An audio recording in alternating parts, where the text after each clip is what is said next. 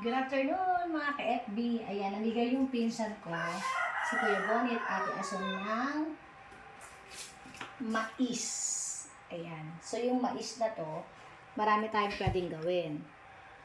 Pinamigay ko pala iba sa pinsan ko.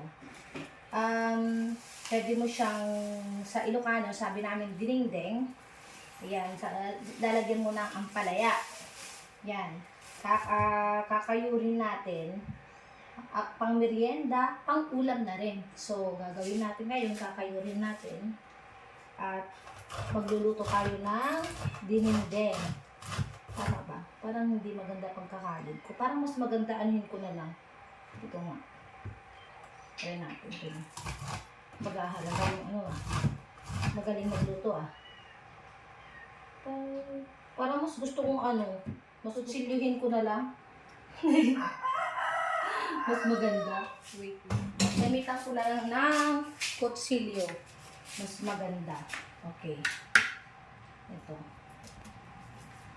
Mas siya. Okay. Ayan.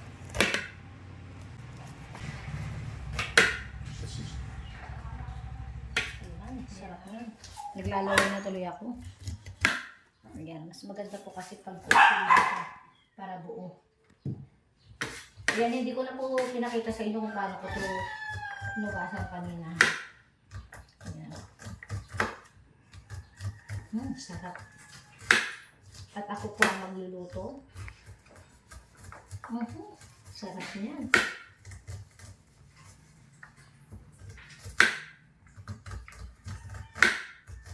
Sarap. Batang-bata pa yung mais, Ang ganda. Ang ganda na yung tsura, Thank you, Manong Bonnie and Ate Ason. Thank you po sa dinala niyong mais. Ito po uulamin po namin at ilalaga.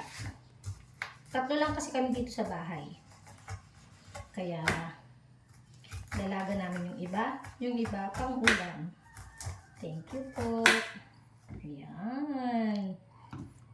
Okay. Tapos mamaya anuhin natin yan. Yung ampalaya. Okay, mga ka-FB. Busy muna ako dito.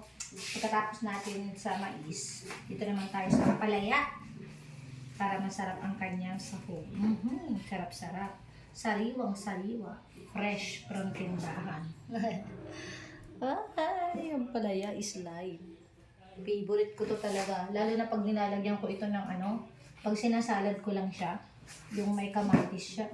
Sarap-sarap talaga. Sarap ng ulam. Actually, pwede pa to ito pwede pa to lagyan ng ng tawag doon, malunggay. Ayan, niluluto na po natin yung mais. Sarap-sarap. Mais na may ampalaya, dinengdeng, parang munggo na. Thank you.